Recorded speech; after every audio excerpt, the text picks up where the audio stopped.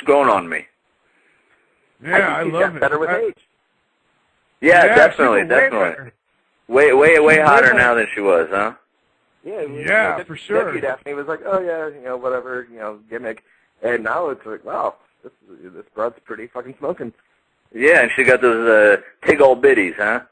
Yeah, and she's willing to get slammed into thumbtacks. So, hey, that's pretty rad. Right. She's got tattoos. She's got all the tattoos and the weird makeup. I love it. That's my favorite. Fucking. Let me tell you. Let me ask you this, because well, you look like you probably were a small guy that you've built yourself up with probably a shit fucking ton of protein, right? Yep.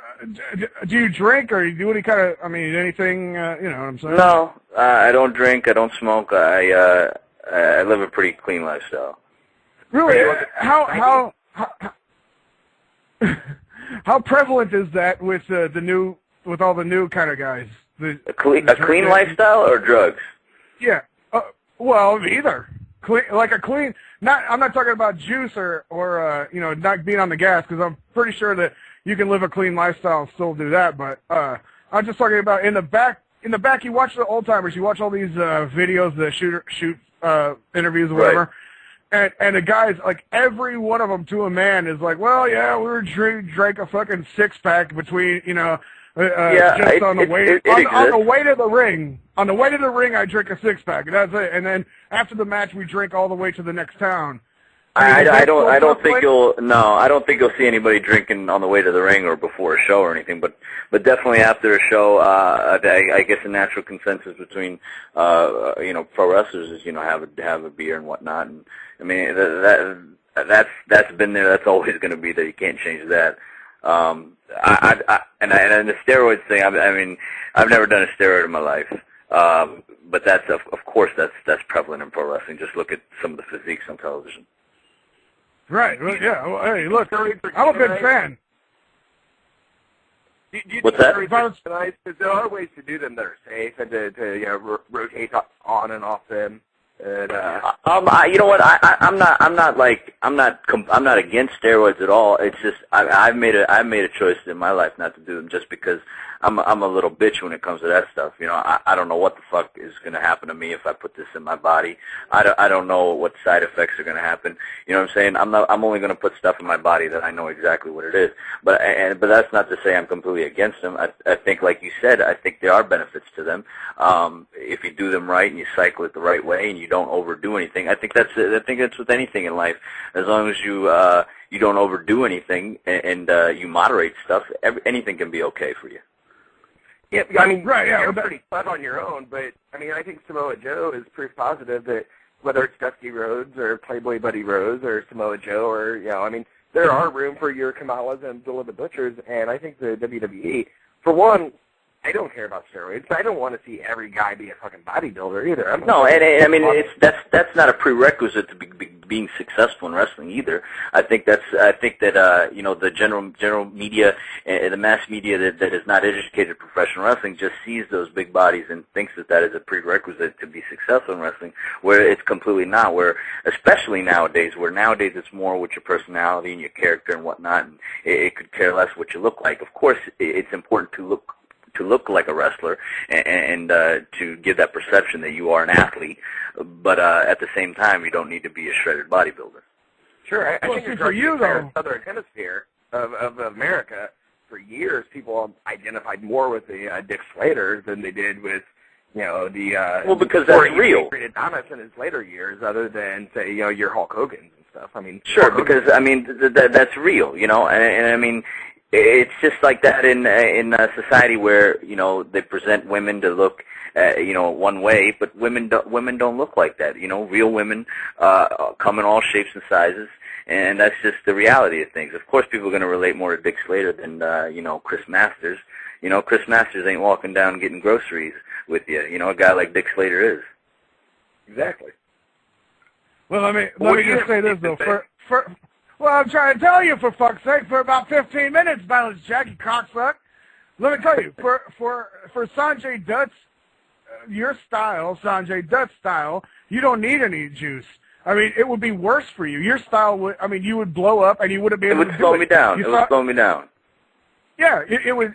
I mean, everything would be worse because I don't know how much you weigh, but it looks to me, if I would just, I don't know how tall you are, but if I look at you, I'm saying probably 170, 175. You're probably in that range when you're all jacked up. And I mean, I'm not trying to like bust on anything, but I'm just saying, to me, that's what it looks like.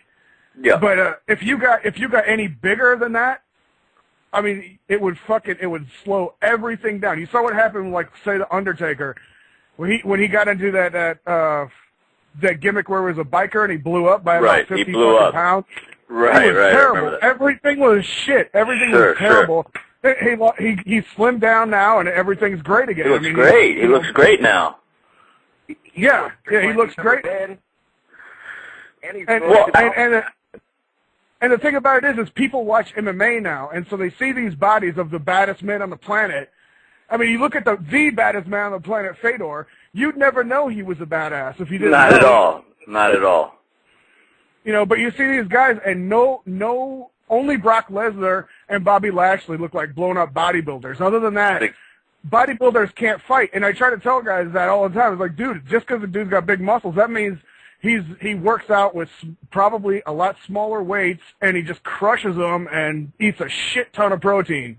Yeah, I mean, personally for me, last year when I changed my physique and I was in the best shape of my life last year, and I it was kind of like a bodybuilder physique at my height and my size, but I also recognize that for me getting any bigger would be pointless.